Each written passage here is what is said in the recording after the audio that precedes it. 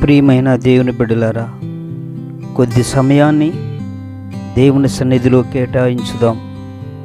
ఈరోజు పరిశుద్ధ గ్రంథము నుండి కొన్ని వాక్యములను మనము ధ్యానించుకుందాం.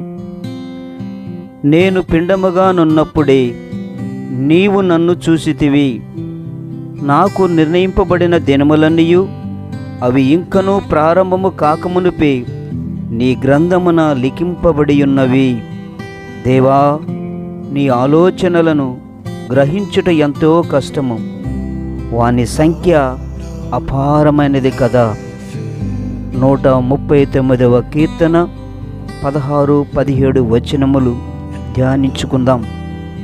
పరిశుద్ధుడు అయిన తండ్రి, నా తల్లి గర్భములో రూపొందక మునిపే నీవు నన్ను ఎరిగి ఉన్న గొప్ప దేవుడవు.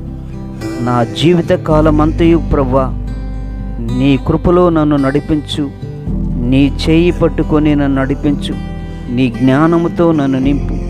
నేను వేసే ప్రతి అడుగులో ప్రభువా, నీ పరిశుద్ధత కలిగి జీవించుటకు కావలసిన శక్తిని, కృపను నాకు దయచేయమని మా ప్రభు అయిన యేసుక్రీస్తు పరిశుద్ధ నామములు అడిగి వేడుకొనుచున్నాము తండ్రి. ఆమేన్, ఆమేన్.